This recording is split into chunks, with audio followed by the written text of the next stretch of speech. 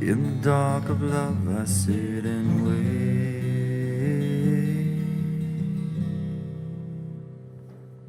This is home.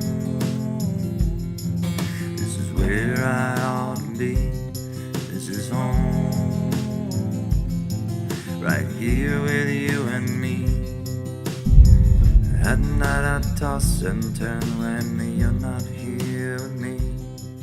Hola, me llamo Joshua Ansley, and welcome back to another episode of I Am I. So here I am in Jalapa, right?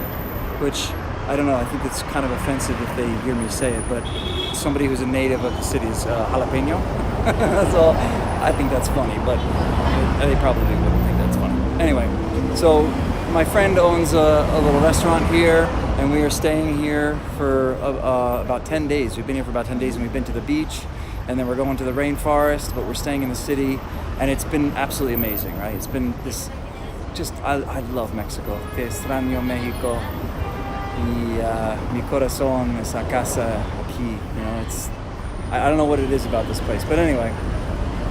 So it's really interesting to return here because I lived here for a while, and I had a lot of really great, deep spiritual awakenings here. I felt like I was really coming into myself, you know, in Mexico. I'm actually getting some tattoos. I haven't gotten them yet, but I want to get Hecho en Mexico on one cheek, born in the USA on one cheek, and then Hecho en Mexico on the other cheek, on the ass cheeks, of course, not my face. That would be pretty fucking bold. I'm not that bold, but. So anyway, I wanted to talk about, it's amazing to see now, like coming back to Mexico, and I haven't been back in a while.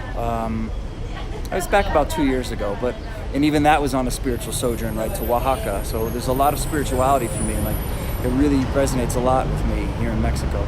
So, but I will say that the patience, persistence, and faith is something that has really, really transformed me, right?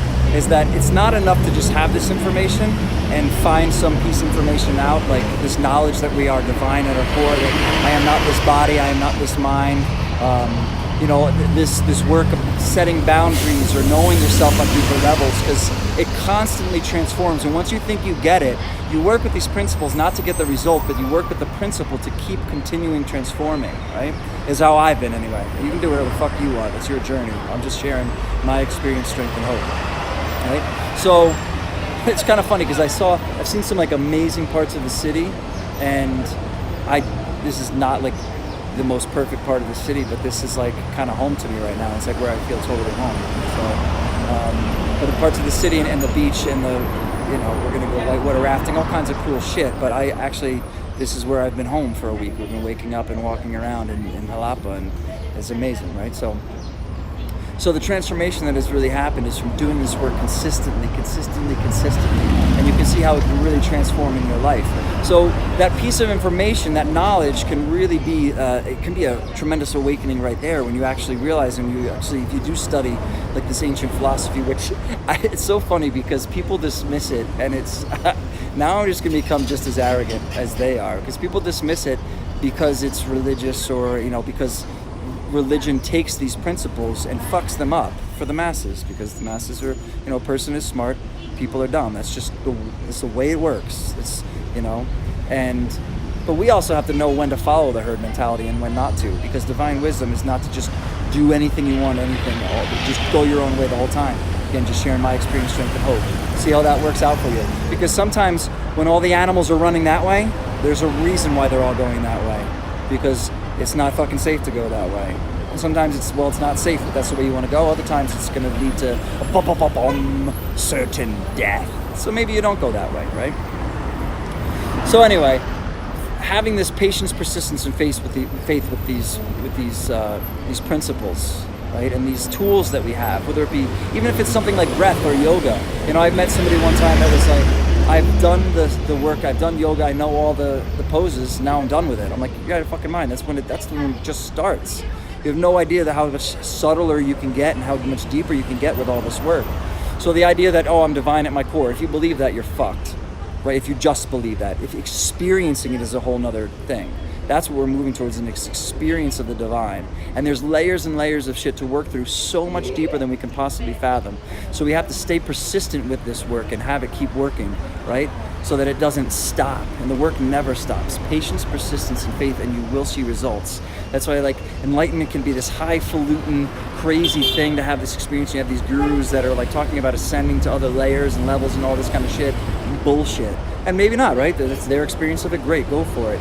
But on a very simple, practical level, how to live a better life is you have to work with it consistently every day, every minute of every day, right? Every breath you take is a work that you're going to have to do with it. So that's what I just want to say. As I've seen my life completely transform in the past, probably about 4 years since I really consistently started working with principles on deeper levels and taking things like alcohol and shit out of my life and really working on deeper levels of awareness, it starts to become a habit that now I see this way. And when people come at me or attack me, I can see them as wounded individuals. I mean, that was just happening recently. Whoa, a little walking there, right? And it's not just hearsay, and it takes work, but now it gets easier and easier to be like, holy shit, that person really is a dysfunctional, sick human being that actually feels the need to communicate in that way or to make themselves feel better in that way. And it's not like, oh, I'm so sorry for you that you feel that you have to do that. It's like, no, I actually really do feel something for you that you have to do that, but I also don't feel sorry for you. That's your fucking journey. You know, you find your ride, you know? I'm not gonna like pity you. So working with these principles consistently, it's not just about getting them. So it's not about, a lot of us have some sort of experience where we have suffering and we have some sort of awakening and we go to some space and go to some deeper space and find some tools, and then we stop using them. Because we get back to a decent place and then we stop using them and we slowly go back in the other direction, because we're constantly moving in one direction or the other, entropy or evolution. So make sure you're constantly moving forward. Now, constantly moving forward does not mean push and grind and all that bullshit. It might mean the exact opposite. It might mean you are beyond the grind. It might even mean that you're beyond morality. Huh? I'm not gonna get into that one yet. That's some deep shit, because most of us are nowhere fucking near that, right? Anyway, keep doing what you're doing. You look great. You're exactly where you're supposed to be. And Lakesha Lakin, I am you, you are me. Namaste.